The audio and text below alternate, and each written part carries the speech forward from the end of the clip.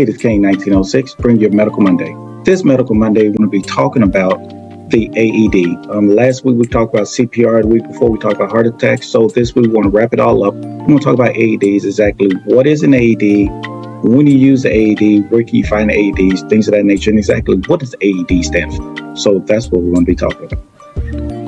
Automated external defibrillator is what the AED actually stands for. By the end of this lecture, the student will be able to do several things. First, identify heart failure. So you'll actually know when heart failure is occurring and pretty much when they're going into cardiac arrest. Number two, identify and describe the most common rhythms. So there are two specific rhythms that will actually lead up into a heart attack. We're going to talk about those in ways you can almost I won't say actually identify them because you're not in a hospital setting, but how to actually find the signs and symptoms prior to them actually having a heart attack. Number three, know how to use an AED, because again, that's very important. We'll talk about the interesting facts about an AED. So again, knowing how to use an AED. And lastly, identify and follow the steps of an AED. So all of these we're going to actually accomplish today. What happens when a heart suddenly stops? This is called a heart attack. When this happens, the heart electrical system, it actually is sending a signal to the heart to pump. But when the heart actually stops, there is no signals going across. What I mean by that is imagine that your heart is like that of a drawbridge and the drawbridge is closed. When the drawbridge is closed, cars can drive over the water with no problem. But once that drawbridge opens up, cars are not able to drive over, because now they're stopped. That's the same thing with a heart attack. When there's a signal, or when the heart is pumping like supposed to, a signal is being pushed across saying, hey, you're supposed to be, and it does it. However, when the heart attack actually occurs, that's like a drawbridge coming up. No signal is able to cross over, so the heart is not pumping. And if you notice up here on the diagram of the heart as well, we're talking about the SA node. The SA node is the sinoarterial node. This is going to be your main pacemaker. This is your main one, the SA node, and it's up here, located all up at the top. Again, as you can see, your heart has 4 chambers, but we're not going to go into that. In the hospital setting, or when you get on an EKG, if you notice at the bottom, this is the normal EKG rhythm that you see here. This is pretty much what you see on movies and things of that nature. And not to get too detailed about reading the EKG, but you see, you have your P wave, you have your QRS, and then you have your T wave over here. So this is letting us know that the heart is pumping like it's supposed to, and everything is in what we call homeostasis or imbalance. If the heart is damaged by disease or injury, well, you remember we talked about that earlier. If you are arteriosclerosis, clogging the artery, something of that nature, or just damage to the heart, then the electrical system will be disrupted, causing an abnormal heart rhythm. And when you have a disruption in the electrical system, that is not good. Think of it as your power. You know, if there's a heavy wind or something of that nature and a power flickers, that's abnormal. It's the same thing with the heart. The heart has that normal beating, but then it flickers. That's an abnormal heart rhythm. That is not good. When cardiac arrest occurs, there are 2 most common what we call arrhythmias or irregular heartbeats. One is called ventricular fibrillation, also known as VFib, and that's where the ventricles actually just shake. Now, the easiest way to think of it is if you have a clenched fist, so if you ball your fist and you just shake it back and forth like it's quivering, that's similar to what the heart is actually doing. So the ventricles are quivering and no true blood is being pushed through the body. And because of that, a person may collapse. But in addition to that, the heart is not pumping like it's supposed to. The next one at the bottom located here, what us on the pre-hospital setting, on hospital setting called VTAC. This is ventricular tachycardia. Now, both of these have the word ventricular, talks about the ventricles, the lower sections of the heart. Now, tachycardia, the word cardia means heart. Tachy means fast. So they're talking about the ventricles of the heart are moving fast, which is called VTAC.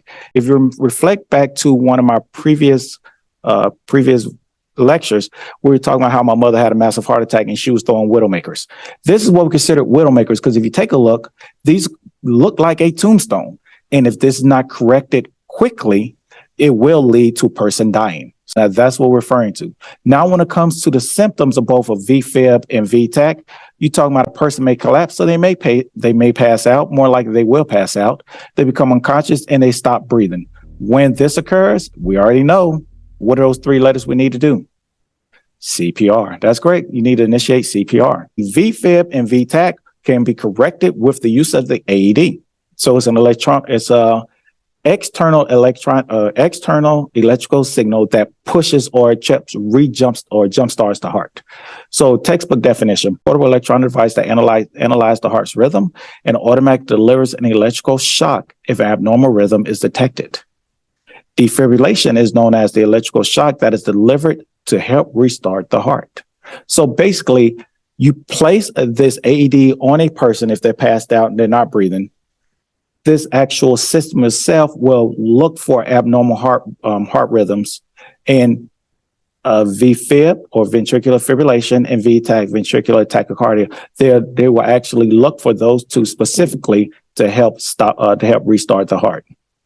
Now, when you need to use an AED, the biggest thing is you need to follow the prompts. One thing is make sure no one is touching the person at all. So that's one of the biggest things, because again, this is a machine and any outside force will actually mess up the actual reading or the rhythm of it. So you want to make sure nobody is around, or you can just say clear so no one is touching a person. You allow the AED to actually analyze the rhythm. Analyzing heart rhythm. And you will hear it say analyzing rhythm. Then you follow the prompts. Literally, it is foolproof. Follow the prompts. The AED will either say shock advised or no shock advised. Shock advised. Stay clear of patient. It will tell you what to do. Press the flashing orange button now. Shock delivered. The AED will either direct you to push the shock button or to begin CPR. AED knowledge. These are some interesting facts. Think about AED usage within the first 3 minutes of an SCA. When we say SCA stands for sudden cardiac arrest. Within the first 3 minutes of a sudden cardiac arrest, the use of an AED can increase the survival rate of over 80%. So basically identifying the signs and symptoms of somebody having a heart attack and then having an AED readily available. So when they pass out or when their heart stops, you connect the AED or you begin CPR, they have a higher survival rate of 80% or more. And then people started picking up on defense, and I go past and I go up, I make a layup, I jog back up to the foul line, and I'm holding on to my shorts. I slap hands with somebody, I'm holding my shorts like this, and I sit down on a chair that ain't there. And 4 out of 5 cardiac arrests, or we call 88%, occur at home. So the majority of your cardiac arrests occur at home. So it's likely that if you know CPR or have access to an AED, you're more likely to be able to save a loved one. That's one of the biggest things. As a paramedic, we're constantly getting calls of chest pain or somebody with a cardiac arrest, unknown downtime. Letting you know now, if you have family members who have heart problems, I strongly advise you not just to purchase the AED because they are expensive, but to know CPR, to become certified in CPR. Because again, you are your first responder. You are the first responder. The seconds count. The true first responders are minutes away. It's up to you to initiate that CPR. You're the lifeline. If you don't initiate CPR, they will die. So again, it's very important that you learn CPR, which was in our previous lecture, but also know how to use an AED. Less than 8% of people who suffer cardiac arrest outside of the hospital will survive. We've talked about that before. The reason of this is because if you're in a hospital and you suffer cardiac arrest or you go on cardiac arrest, you're here on the PA system. Code blue. You calling code? Calling a code. The patient's condition deteriorates and the code team is activated. I have a code blue. So we know that's a cardiac arrest. We know to respond with all of our equipment. However, on the outside, you don't have that. So again, that's why there's a lower chance of survival outside the hospital than inside the hospital. Ventricular fibrillation, or what we call VFib, is present in almost 90% of adult cardiac arrests. That is scary. The only way to stop VFib is with defibrillation. So you must have an AED readily available to try to correct that. Because again, like we said before, VFib or ventricular fibrillation is when that heart is just shaking, it's just quivering. What is VFib? Well, ventricular fibrillation is a chaotic pattern of electrical activity in the ventricle. The heart is not pumping. Blood is not going anywhere. Oxygen is not going anywhere. Because of that, the person is slowly dying. We must reset their heart as soon as possible to get to that sinus rhythm or any rhythm other than VFib or VTAC to help them out. Now, what exactly is VTAC? Ventricular tachycardia is a very fast heart rhythm that begins in the ventricles when both the SA node and the AV node fail to generate an impulse. The sooner an AED is used, the more likely it will work. What we're saying about this is the sooner you use the AED, the more likely you can correct that ventricular fibrillation or that abnormal heart rhythm. Somebody that has a sudden cardiac arrest has a 7 to 10% chance of loss of survival. So what? Sorry, I'm fumbling all over that. So a person that has SCA, sudden cardiac arrest victim, loses 7 to 10% chance of survival every minute after that onset of a heart attack and the AED is not used. So what we're saying is the longer you take to get the AED to that patient or that victim, the chances of the survival drops drastically, 7 to 10%. So again, the sooner you get the AED to correct that abnormal heart rhythm, the higher the chances of survival. Again, like stated before, you are your own first responder. You must take care of your family. Make sure you get out there. Make sure you train. Make sure you're up to date on CPR and the uses of AED. If you're not, find somebody that's local.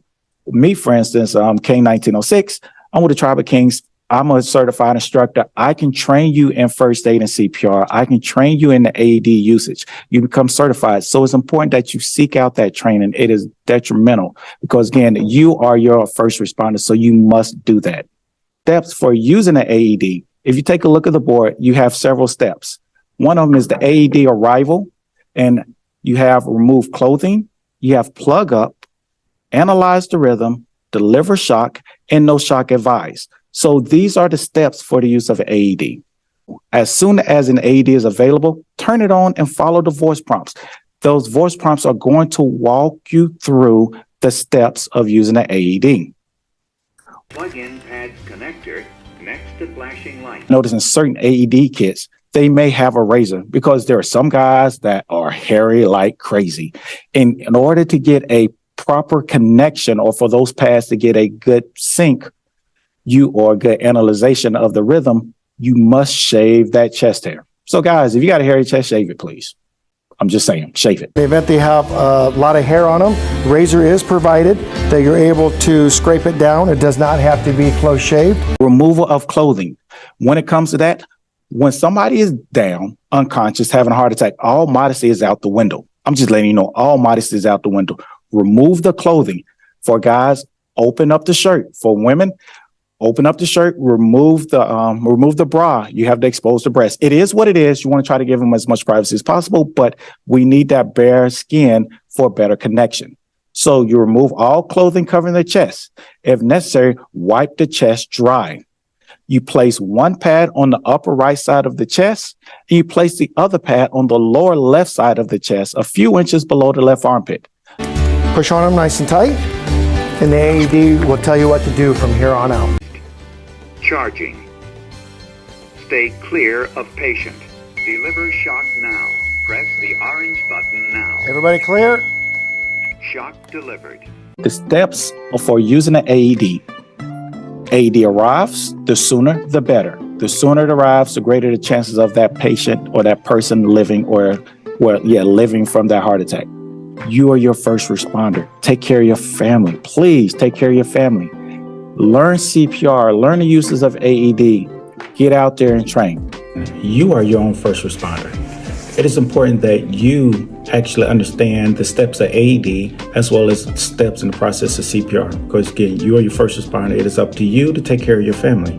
If you have any medical topics you want us to cover, please let us know. Feel free to send us an email at info@whitesidetacticalsolution.com. Again, that's info@whitesidetacticalsolution.com. Hope to hear from you soon.